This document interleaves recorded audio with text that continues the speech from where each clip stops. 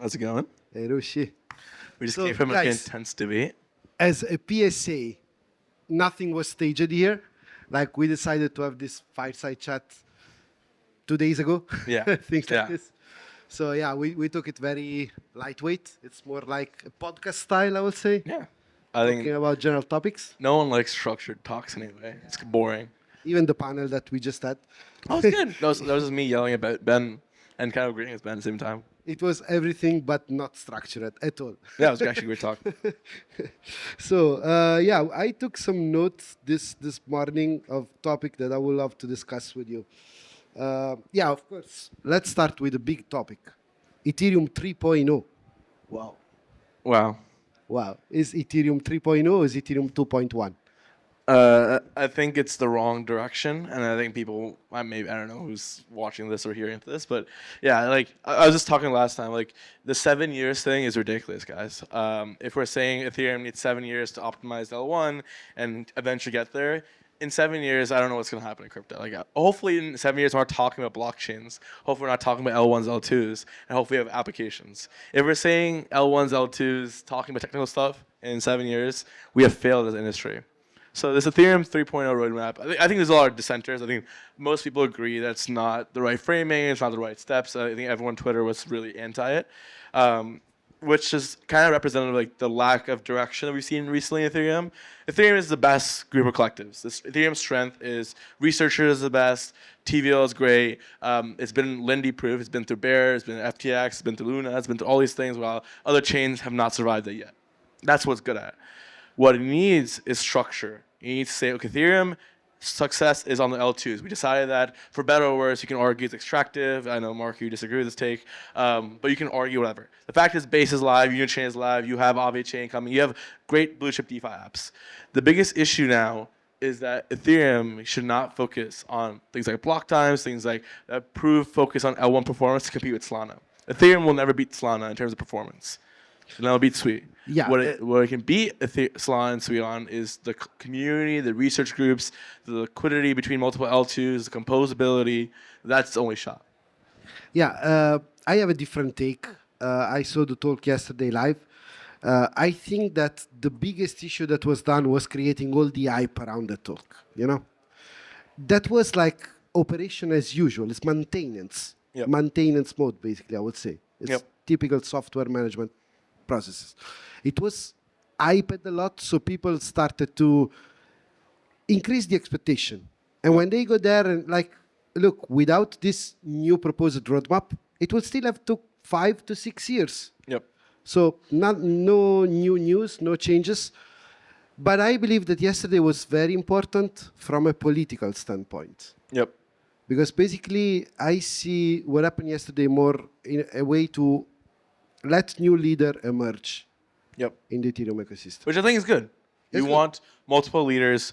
I always say that blockchains are like countries. Ethereum, for better or worse, will have elections. New thought leaders will rise, and that's the best part of Ethereum. Ethereum is completely decentralized. It's going to always be I think, the most decentralized blockchain. Have the best research groups behind it. There'll be multiple thought leaders. But as a community, as someone building on Ethereum, we have to choose in the communities and leaders that prioritize things that make sense. 7-year timeline for performance and trying to compete with Solana makes absolutely no sense. What makes sense is let's make Ethereum a global composability layer. We have these roles. We have all this research we have billions of dollars of venture funding going into Ethereum L2s. Let's use Ethereum as a global interop layer where if you're bridging from Uniswap chain to base chain, the future is app chains, and we all know that. It should be seamless composability between L2s. You shouldn't even need to know there's L2s. That's Ethereum's job. If Ethereum can accomplish that, it'll be the number one place for teams and builders to launch rollups. Yeah, it's You can argue it's almost a parasitic, dream. which Marco will, and that's fine. But the fact is, builders will launch rollups, and that's all that Ethereum needs. Yeah, no, I have no doubts. My point is that somehow yesterday they double down on the scalability roadmap through layer 2, in my opinion, because it will be extremely simple for Ethereum Foundation to accelerate a lot on the FAT protocol thesis, to bring some ZK into the block proposer function to expand block size, reduce block time much more aggressively. the fact that they on purpose did not touch the execution layer and only focused on the consensus layer, it tells a lot about that they want to protect layer 2 ecosystem. So they Yep. still want to push layer 2. So I believe that somehow it was like business as usual, but overhyped just to showcase new leaders, basically. Yeah, it was like this whole show. I don't want to Yeah. dig into it. Like, we don't want to spend too much time, but it's a whole show for like, hey, we're thinking about this concept for 7 years. Yeah. Like, Yeah. come on. Yeah, it was pretty much like a political rally that we have seen. But this topic's a consumer, right? And like, obviously, Ton ecosystem. You're building on Ton. Do you want to talk about like, first of all, what gets you excited about this Ton ecosystem? It's completely opposite to Ethereum, I'd say. Yeah, In that they're like, screw this technology shit. Let's just get users. Yeah, users, distribution. That was my thesis at Linea when we started Linea. I was like more willing to spin out Linea from consensus at day one. Joe was not like aligned with this, and the decision was okay. We do this if we got MetaMask. That is distribution. I always been a distribution fan. I believe that you can get the best tech out there, but without distribution, you go nowhere. And we see even Solana, Base, Coinbase distribution, BSC, Binance distribution. Solana started from FTX. You know, distribution is what has been decided the champions of the space. So I was pushing a lot on the MetaMask distribution that like is still in the process years later, pretty much like aligned with Ethereum roadmap. 7 years for that. Yeah, in the meantime, I met Pavel, that is here, and he pitched me the idea about fixing the few issues that there are on Ton today, that is about trying to build a developer community, tapping into existing developers, not getting them passing over a learning curve. And that was amazing because Telegram is the biggest distribution channel we can think about. Telegram today already use blockchain, but 1 billion users don't know. When you have your username on Telegram, the username is a tradable NFT on Ton. You can trade your names, your Telegram names on Ton. But you don't even know what NFT is. You know that is a Telegram username. And we're talking about 950 million users. And the idea that many people claim to, oh, let's onboard 1 billion users into crypto. Oh, yeah, fine. What we are doing here, what Ton started to do with Telegram, is there is an existing community of 1 billion users. Let's stick the blockchain under the S. Sorry for the... No, of course. I think like what's interesting about the TAC architecture in Solana's going is a network extension. Yeah. The issue with L2s when you that counter case it's extractive, quote unquote. Base rollups sort of trying to fix this by using L1s for sequencing, and Solana and now Ton are focusing on making sure that all rollups are aligned. What is the Ton network extension like? Like, does it still use Ton validators? How does that work? No, it's not about using Ton validators. It's about like having a transaction life cycle that start and end on Ton. You send a transaction on Ton, that transaction gets executed elsewhere, and then the result come back on Ton. And this is what we are discussing in Ethereum ecosystem since ages. Async composability cannot be done on Ethereum, on EVM, because EVM is synchronous. The difference with Ton is that is asynchronous. So you can have a paradigm that is like when you open your browser, you open a website, you don't have to download the full website on your browser. You make a synchronous query that give you data as you touch button. You know, This is the same. I always found it interesting. It's like the difference between Ton and Solana go-to-market and versus Ethereum is that Ton and Solana go-to-market is king-making based rollups. Like they're saying like TAC is the first EVM on Ton, and we're essentially not forcing, but we're encouraging you to be a base rollup. Whereas Ethereum didn't king make anything. They let rollups do whatever they want. And so arbitral optimism set the standard that, hey, we can build L2s with centralized sequencers and take away fees. That was perhaps the biggest mistake. Because now there's no reason for anyone to do a base rollup on Ethereum. I don't know, Tycho's probably the only one that's live on Ethereum. Overpaying a lot. Overpaying a lot. And now when you compare Tycho to base, it's like, why would anyone be a base rollup if you can just launch a node and be a centralized sequencer?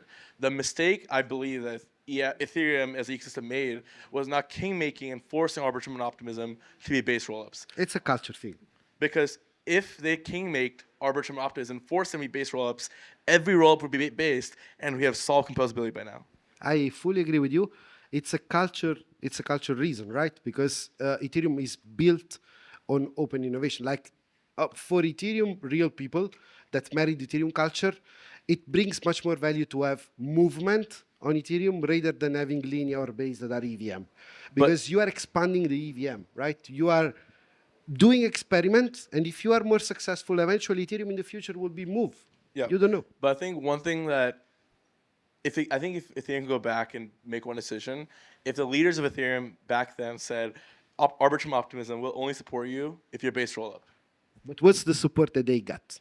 Well, like Vitalik did put a lot of resources behind optimism. All the ETH VCs put a lot of resources behind the optimism research, OP stack research, and that's what got funded, right? Yeah, but that's not ETH Foundation. That's the difference, ETH right? community. ETH community should have. It's a community. Solana as a community is forcing every Solana to be a network extension.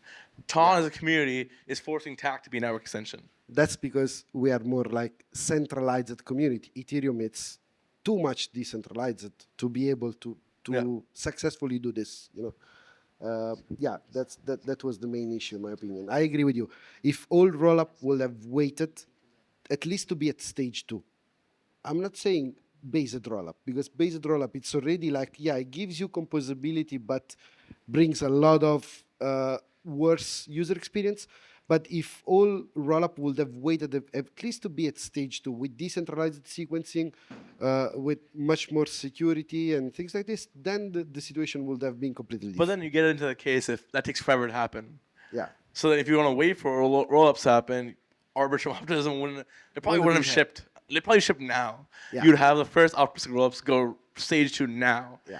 Which means for the last 7 years, it would just be like, oh, use Ethereum L1, that's it. So I don't know if that's the direct solution. I think it was like if the Ethereum ecosystem as a culture was like every rollup needs to be based to get funded, to get shared on the Ethereum blog post, to get like Vitalik talking about it, we might have had people base rollups and the concept take off.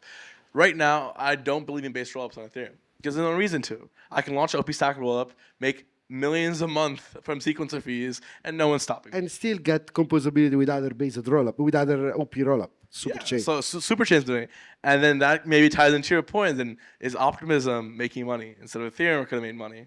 It's not even Ethereum making money, it's the ETH token that I'm worried about. I don't see how these things can be aligned from an incentive perspective. I have to be honest. I don't know, but I'm not a token guy. I'm sure there's liquid funds like any thesis is. ETH today is still the second biggest asset. It still went up 20%. I think markets and global markets is still immature to the point where it's not doing the calculations. 10 years from now, when we have valuations and we have revenue metrics, that's when it gets tricky because you might be right. Where it's okay, Solana makes X amount of revenue, ETH makes that revenue. There's still projections, but today I don't think it still goes up 20%. It's also a topic about security of the network, right? We moved into this world of, I started with Bitcoin, and I'm a huge fan of proof of work, and I'm still a huge fan of proof of work. But yeah, we moved into this proof of stake environment. Again, the ETH token price must be enough to cover at least the security of at stake, the security of the TVL on the network. And it is. If TVL goes down because all TVL goes on layer 2, what's the TVL hasn't gone down Ethereum. It's going up. It's going up because there's only Uniswap that moved on the chain. But at the moment you are going to see Uniswap going live, because it's not live yet. User moving to Unichain, and then Aave will have their own chain. DYDX did it already years ago. The moment every DApp is going to move on their own layer 2, there will be natural interest from this app to move the liquidity on the layer 2. And what happened then? Isn't the same for TAC then? Because what if all the, it's not much TVL. It's not the same for TAC because we are a network extension. That's the difference. The liquidity that we have on TAC is wrapped. There's no liquidity on TAC. It's wrapped token from TON. Liquidity is directly available on the layer 1. And that's the same for user. Users send transaction on layer 1, contributing to the growth of transaction fees, transaction numbers, validator fees. Even from a developer mindset, we don't get TVM. I got completely sense of having Move VM or Stark VM on top of Ethereum mainnet. It's different VM, Yep, so yep. different purpose, include new features. For us, we bring EVM. We don't split the mind share. We don't fragment the mind share of developers. You know Solidity, you deploy on TAC. You know TVM, Func, you deploy on Ton. Yeah, I think alternative VMs definitely aren't parasitic because you bring new functionality.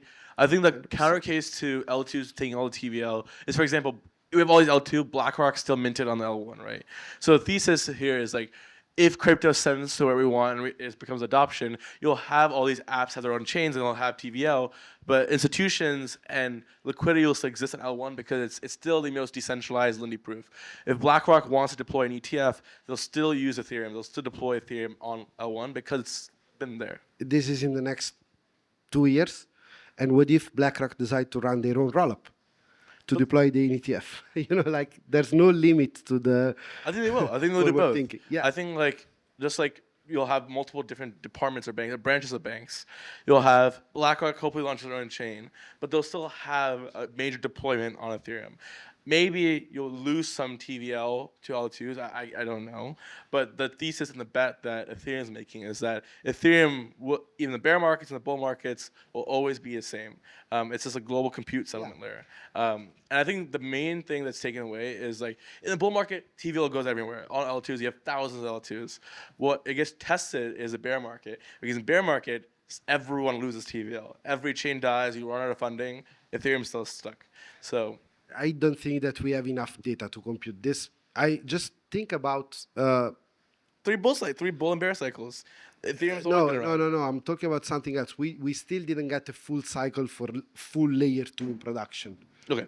So, but if I think about innovative dApps, are they going on Ethereum mainnet? No. They're going on L2s. Yeah. Or Solana. Now. Or L1s. And what happened in 5 years from now? Like, we will never see a Frentech or a Pump.fun on Ethereum mainnet. There's no interest of going there because not. there's no users. There will be no users anymore there. Of course not. Because I So don't think Ethereum... BlackRock will need to play with some innovative use case from institutional perspective. Will they go on Ethereum mainnet or will they go on the institutional layer 2 that there will be? Well, I think it's both, right? If you want to do a global, if you want to do payments chain, let's say Visa wants to do a payments chain, they'll launch their own chain. But if you want to have like a safe, you want to have like a warehouse of your assets, digital assets, you'll still use Ethereum as an asset ledger. Why? Because it has second biggest TVL chain. Yeah, but it's securing all layer 2. Security is inherited. It's the overall concept of layer 2. So I feel safe being on a real layer 2 the same way I feel safe being on Ethereum mainnet. So why I should go back on Ethereum mainnet? I think it's like back and forth. We'll see in like 5-7 years. Yeah, it speculation. takes But time. Today, BlackRock's on Ethereum mainnet. It's not Yeah. on L2s. So today I won. Maybe in 5 years, I'll buy you a beer if you're right. Amazing. And that will cost some Let's call it one move. $1 million. So let's move back to the point. Blockchain, mobile first blockchain. What So does that mean? yeah, I was very involved at the time when Facebook did the announcement. Libra at the beginning, DM later, and I was like impressed by the Move language, and that was amazing. I assisted on something very similar on Telegram because Ton and TVM were introduced for some specific optimization. Like Ton is tailored for payments. Like it's pretty clear, right? And that sacrifice some of the things. Move. Like tell us more. Tell us more. Yeah, I mean, the thesis was brilliant back in the day. Facebook, billion users literally, wanted to do an international payments network, send money from New York to Bangkok at the speed of light. Right now, centralized authorities are terrible. Western Union, using PayPal, awful international. DM blockchain was designed to like send money from New York to anywhere to international without centralized authorities. It was great. The vision was phenomenal. You had the best researchers, $1 billion of research. Zuckerberg was behind this thing, and the SEC shut it down. They were like, "Fuck you." And that's what happened back then. It was like 5 years ago. Today, I don't think that would happen. We have a new. I think there's new changes in the United States. Hopefully that this is another major. I think That would be amazing. I think the DM Facebook program. coming back. I think DM program will come back in some capacity. Maybe not Facebook. I think they have too much baggage there. Maybe it's Apple. Maybe it's Microsoft. Like the future is we believe these blockchains, these big companies will have their own use crypto in some capacity, and we're seeing that increase across the board. But now where it is like all the researchers from the Facebook DM obviously couldn't build because of the regulation. Aptos and Sui were the two main layer ones, and today the tokens that everyone loves. I'm not going to talk about it, but check the charts. But beyond the price, like generally high throughput, fast, secure blockchains. I firmly believe Aptos and Sui are probably the best tech-wise layer ones. Obviously, Solana is great, distribution great. Mr. Study is the best consensus. I'm one of the biggest fans of Sui, arguably a competitor, but I am like the biggest move bull. I built the first DEX on Aptos. I was one of the first 10 builders in space there. And that was a bet 2 years ago. Everyone said it was dead. They're like, why would you build on Move? And today everyone's like, oh, wow, Move's a no-brainer. But the thesis is if we want to build apps that are mobile first, that can literally power a billion users, it cannot be on the EVM. Pablo is going to disagree. Not Pablo, Marco and Pablo are going to disagree. But actually, you probably do agree. Your work, like you. I do agree because again, our approach is we are not building consumer app. We are bringing primitives to Ton for Ton developers to build consumer Yeah, you're app. optimizing for Uniswap on Ton. That's your goal. My goal is for Facebook to be on Ethereum. My goal is for Facebook to be on crypto. I think My goal is not even Uniswap on Ton. My goal is Curve. the pools, the Yes, Uniswap yes, pools, yes. so that game developer can actually plug this DeFi primitives into games, into consumer apps. You know that's different. Yeah, I don't think game developers know what Uniswap pools are, but my point is, anyways, like I think it's fundamentally different use case. You're trying to bring crypto to distribution. I'm trying to bring distribution to crypto. We're doing kind of like attacking the same problem different ways. I think it makes sense for what you're trying to do. But for us, like there's 1,000 EVM layer 2s, guys. We're bored and sick of EVM layer 2s. The only thing that matters is how do we get technology that apps can actually scale with. And that's like a buzzword everyone throws around, but EVM L2s tap out at 10 TPS, 50 TPS. Solana's kicking thousands of TPS. Sui and Aptos are doing thousands of TPS. Ethereum is losing in this battle. The only way Ethereum has a shot is if we focus on composability we touched on, and alternative VMs bring it to competing with L2s. We have parallel EVM L2s, we have SVM, Move VM, etc. That brings expression. Ethereum is now a whole hub for you have different smart contract languages, different builders, and that gives Ethereum an edge. So I think going back to the point, mobile first blockchains, if you want to build Facebook on chain today, use a language that Facebook built. Yeah, of course. That makes perfectly sense. Were you more excited about Move technology or Facebook distribution capability about Move? Well, there's no Facebook. I mean, I'm not. Hopefully, if Facebook on chain, but no, like Facebook's still not using the crypto today, right? It's more about the technology that it built. If you go to new developers today, Move is very easy to pick up. Obviously, it's very similar to JavaScript and syntax like that. It's like React and Vue, but you can deploy production-ready code much quicker. I think my analogy is like Zuckerberg was able to build Facebook back in the day, deploy like Facebook app on Web 2 in like 2 weeks and get user feedback. That same thing can't happen in crypto. If you deploy a DEX in 2 weeks, don't audit it, and do it on EVM, you'll get hacked, you'll get flooded on Twitter, you'll lose all your followers. That's because crypto is so financial oriented that it requires security, requires performance that the EVM does not have and will never have. There's obviously parallel EVMs that are working on it, but I'm not getting into that.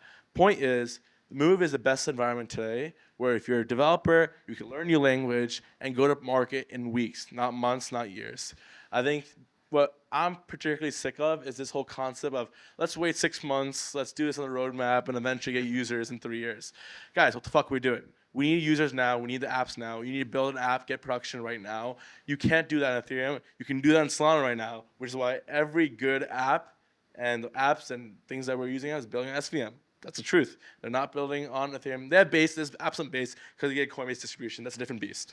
Which are the type of dApps or the example of dApps that you see coming enabled by Move? Like we can say, like there's you can say like is it different comparing Solana comparing EVM? You mean? No, in general, like which Okay. type of dApps do you Two believe? main routes. I think high throughput execution is the future. We have all this talks about parallelism that I'm not going to get into. You guys already know the spiel. But EVM is slow today. If you want to build any kind of fully on-chain game, or on-chain order book, on-chain anything, you need a high throughput parallelized EVM, a parallelized VM. We have Block STM, which is a high throughput engine that can do thousands of transactions per second. I won't get into that. You guys already know the spiel. That's what Solana, Parallel, EVM, everyone talks about. We're focused on security. I think what gets me out of bed is this $4.5 billion lost every year. You guys have probably been hacked, scammed, robbed in your life. And going back to the point of institutions, you want, like, Aptos actually leading the charge here, where Franklin Templeton deployed assets, Bitwise, this is a staked Aptos ETF. People want to use Move because it's inherently secure, where you can, developers and institutions trust the smart contract they're using has been formally verified. What does formal verification mean? When you go to auditor an EVM, they check each line of coding, like, hey, it's a scam, it's a rug, etc. He's memory safety, he's integer overflow, but they can't keep on doing that. Look at Curve, look at Curve hack, the Kyber hack. These are all hacks that happen because one dev pushed the wrong contract, and then $50 million lost overnight. The Curve attack, I'm sure you guys are working closely with them. I'm sure it wasn't good for their brand, and it wasn't good for the token either. If Curve was on Move, that re-entity attack that happened wouldn't have happened. But that was the case. So fast, secure execution. On DeFi, we want to build apps that are not fully impenetrable. Obviously, hacks are possible in EVM. I'm not going to sit here and say it's 100% proof, but much more secure DeFi hacks, apps that aren't getting hacked. And the second thing is on, like, fully on-chain games, fully on-chain social apps, consumer apps that aren't limited by throughput. Yeah, can you make some example of this type of app? Because this is something that I'm. Okay, it's time to. Yeah, no, last question. Some example of this consumer app. Like, do you envision a sort of social network built on chain, identity, reputation? What does it mean? I mean, I'll Social point to one. Like, I think Bracket's a really cool one that's on movement right now. It's a swipe to earn, swipe to bet prediction market. So right now, like, obviously use Polymarket, and Polymarket's really good on Polygon because a lot of liquidity. But what if there's prediction markets on smaller markets, like, let's say, who's gonna win the Lagos World Cup, who's gonna win the high school prom, who's gonna win your best friend's bachelor party Super Bowl. That's a lot of markets that you want to swipe and make a lot of transactions within a second, within an hour. You do it on the EVM, it'll take forever to transaction. You have to sign a wallet, and then by the time you get 10 transactions in, the chain clogs and shuts down. If you, like, Brackets focus on actually real-time prediction markets that are high throughput. So I think, like if you look at Tinder, right? If you swipe 100 times, you do it on the EVM, it's gonna, like, not work. You need a high throughput engine that can do that. So anything that you use on your phone, Tinder, Instagram, Snapchat, thousands of transactions, thousands of actions, you need a high throughput execution layer. So basically, you are looking at what we have today in the Web2 world, but that works on chain. That's for you. It means I want apps, guys. I'm sick of the 5th Uniswap fork. Yeah, that was my point. Okay, was fun. Thank you guys. Thanks so Appreciate the time. much.